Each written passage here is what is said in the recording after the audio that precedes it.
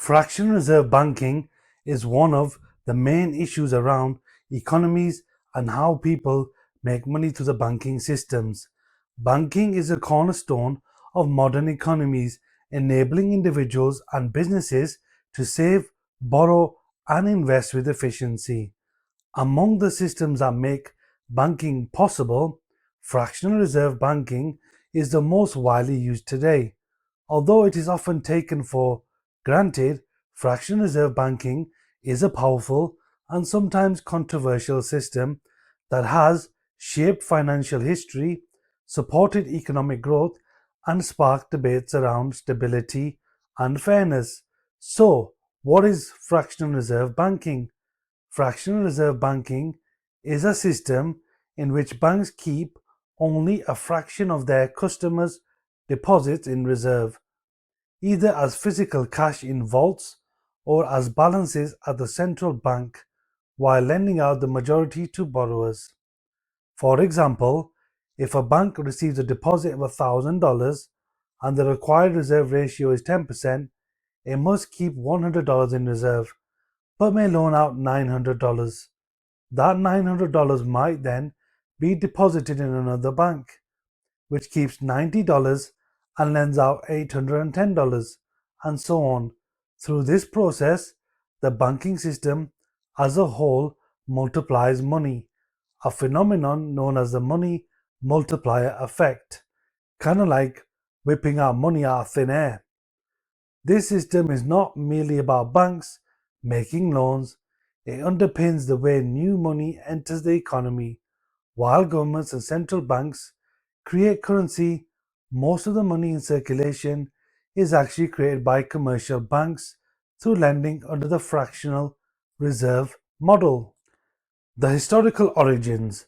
The roots of fractional reserve banking stretch back to the Middle Ages. Goldsmiths, who store gold for merchants, issued receipts as proof of deposit. Over time, depositors began to use these receipts as a medium of exchange because they were easy to carry rather than gold. That's physical gold. Goldsmiths noticed that depositors rarely withdrew all their gold at once, so they began issuing more receipts than the gold they actually held, effectively lending out depositors' funds. This early form of fractional reserve banking enabled trade and commerce to expand, but also introduced risks.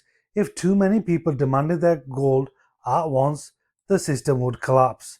In the 17th century, this practice became institutionalized with the establishment of early banks such as the Bank of Amsterdam and later the Bank of England in 1694 at the end of the 17th century.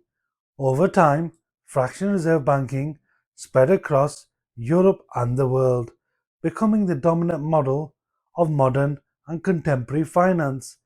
Today, nearly every banking system in the world operates on this principle, albeit regulated by central banks to prevent instability. So, banks today serve multiple functions: safeguarding deposits, facilitating payments, providing credit, and offering investment services. Fractional reserves allow banks to fulfill these roles effectively. Deposits and reserves. Customers deposit money in checking or saving accounts. A portion of these funds is kept in reserve. Lending and credit. The remainder is lent out in the form of mortgages, business loans, or credit lines. Money creation. Each loan, once deposited elsewhere, becomes a new deposit that can be lent out again, expanding the money supply. Central bank oversight. Central banks, such as the Federal Reserve in the United States, regulates how much banks must keep in reserve and act as lenders of last resort to prevent bank runs. So if all the people turn up to a bank and they all want their money at the same time, that could collapse the bank. So then in that case, fractional reserve banking wouldn't work. So therefore, it depends on people only coming in at certain times in smaller numbers, picking out their money from their accounts, so that the banks could then use their money and lend it out multiple times over. So, what's the benefits of fractional reserve banking? Fractional reserve banking offers several important benefits to modern economies. Economic growth by expanding the money supply through lending, banks fuel investment, consumption, and overall economic growth. Capital mobilization. Idle savings are put to productive use. Instead of sitting in vaults, deposits help finance businesses, homes, and infrastructure. Flexibility. The system allows for responsive credit creation, enabling economies to expand more rapidly than if money supply were strictly tied to physical assets like gold. Accessibility. Individuals and businesses have greater access to loans and credit, which supports entrepreneurship and innovation. So let's take a look at some of the challenges and dangers with fractional reserve banking. Despite its advantages, fractional reserve banking comes with significant challenges. Bank runs. Because banks keep only a fraction of deposits in reserve, if too many depositors demand their money at once, banks may not be able to meet withdrawals. The risk was common before deposit insurance schemes like the FDIC, Federal Deposit Insurance Corporation, were established. Financial instability. Excessive lending can lead to asset bubbles where credit expansion inflates housing stock or commodity prices, eventually causing painful crashes. For example, the 2008 financial crisis is a clear example of this type of danger. Moral hazard. Knowing that central banks and governments will step in during crises, banks may take on riskier loans than they otherwise would. Inequality of benefits. While banks and borrowers benefit from credit creation, savers may suffer from inflation as the value of their money decreases. So, who actually benefits? Borrowers, so individuals seeking mortgages, student financing, education, and businesses requiring capital all benefit from access to credit. Banks, they profit from the interest charged on loans, which is the backbone of their business model. Governments, by using the banking system to channel credit, governments stimulate economic activity and collect more tax revenues. Wider society, when managed well, fractional reserve banking supports innovation, infrastructure development, and better living standards. At the same time, risks often fall disproportionately on ordinary citizens when crises occur. Taxpayers may bear the cost of bailouts, and households can lose savings or jobs during recessions triggered by banking collapses.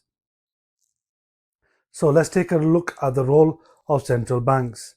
Central banks play a critical role in stabilizing fractional reserve banking. They set reserve requirements, dictating how much banks must keep in reserve. They manage interest rates to influence borrowing and lending. They provide lender of last resort support during crises to restore confidence, and they oversee deposit insurance systems to protect savers. The balancing act of central banks is delicate. They must allow enough credit to foster growth while preventing excessive risk taking that leads to potential instability. Okay, so let's take a look at alternatives and the criticisms. So, critics argue that fractional reserve banking is inherently unstable and prone to crises. Some propose alternatives like full reserve banking.